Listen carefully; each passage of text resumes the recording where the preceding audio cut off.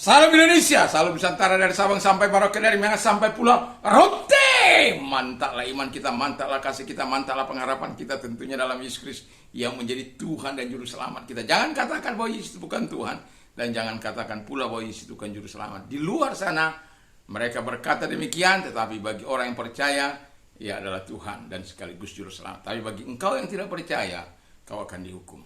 Tapi bagi mereka yang percaya, dia akan menerima keselamatan daripada Tuhan. Tuhan Yesus memberkati, dan saya mengucapkan selamat pagi, dan kiranya Sang Putra Natal senantiasa menyertai hidup kita. Mantap! Kita akan berdoa, dan saya mengucapkan selamat pagi bagi kita semuanya. Doa dan harapan saya di ujung tahun ini, kita tetap kuat sehat, tetap berharap kepada Tuhan, bersandar kepada Tuhan. Mari kita berdoa.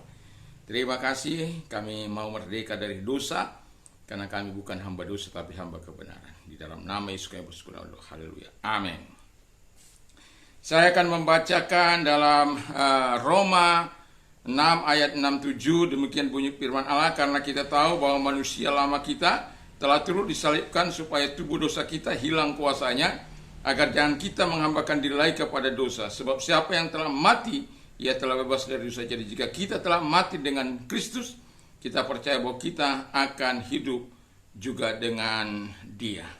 Puji nama Tuhan, tema kita adalah dimerdekakan dari dosa. Ada banyak orang yang belum mengalami pengerdekaan daripada Tuhan. Mereka terikat terhadap dosa perzinahan, terikat terhadap dosa-dosa judi, mereka terikat terhadap dosa penipuan, kejahatan, dan sakit hati, iri, dengki, macam-macam dosa mereka lakukan. Kenapa? Yang pertama, karena kalau kita mau bebas dari segala, atau kita mau merdeka dari segala dosa, kita harus menerima Yesus Kristus, atau kita harus menerima dan percaya kepada Yesus Kristus. Yohanes 1 ayat 12 di sana dikatakan bahwa ketika engkau menerima Yesus sebagai Tuhan, engkau akan menerima kuasa daripada Dia. Karena firman Allah berkata dengan jelas, sebanyak orang yang menerima Dia diberinya kuasa untuk menjadi anak-anak Allah. Jadi seberapapun kita yang menerima dan percaya kepada Dia, Dia akan memberikan kuasa supaya apa? Kuasa yang memberikan kita supaya kita tidak terikat dengan dosa, tidak menjalankan dalam praktek sehari-hari dosa, tapi yang kita jalankan itu kebenaran. Yang kedua, kata firman Allah adalah kita harus mati karena dengan Kristus. Sebagaimana ketika kita mati dengan Kristus, kata firman Allah, kita bebas dari dosa. Mengapa? Karena kuasa kematian Kristus, yang dimana Dia sudah mati, kita juga mati, lalu kita bangkit bersama dengan kuasa kebangkitannya.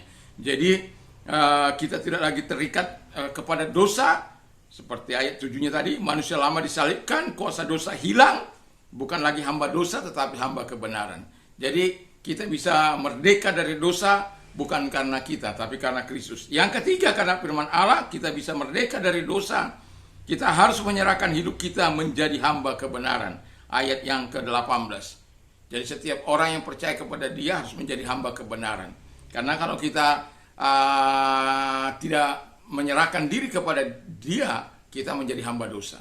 Dan kita, pilihan kita sebagai orang percaya, mari kita pilih untuk menjadi hamba kebenaran, bukan hamba dosa, bukan hamba yang tidak taat, bukan hamba yang penuh dengan kecemaran, kedurhakaan, kejahatan, dan penipuan dan lain sebagainya. Tetapi kita menjadi hamba-hamba kebenaran. Nanti bisa baca di dalam Roma 6 ayat 18 itu. Sehingga kita disebut orang-orang yang menjadi hamba kebenaran. Yang terakhir, yang keempat, dimerdekakan dari dosa karena kita mentaati firman Allah.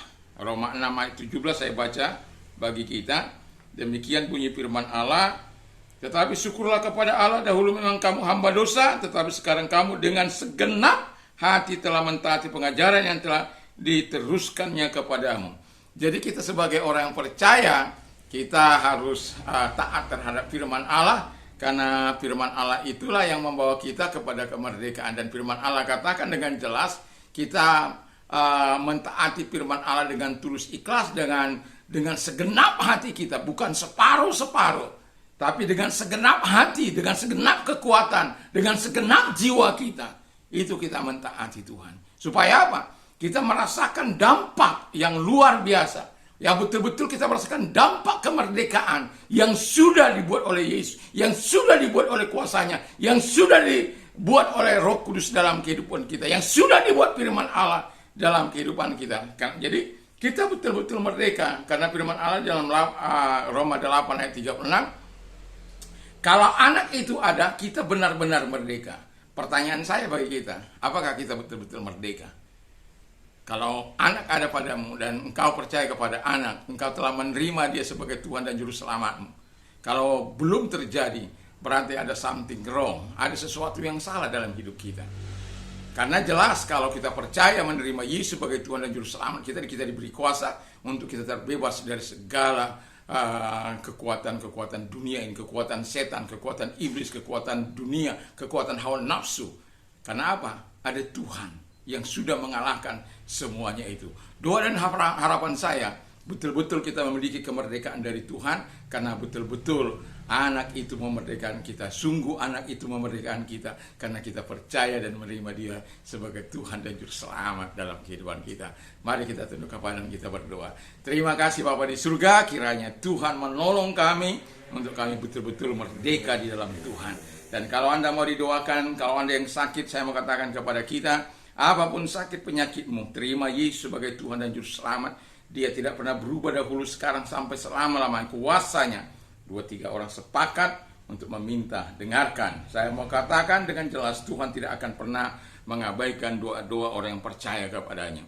Jadi pertanyaan saya, apakah kita betul percaya pada kekuatan Allah, pada kuasa Allah, pada mujizat Allah yang mengatakan bahwa segala sesuatu mungkin bagi Allah. Kalau engkau percaya, mari kita berdoa. Terima kasih, dan taruh di tempat yang sakit, tanganmu yang kanan diangkat ke atas.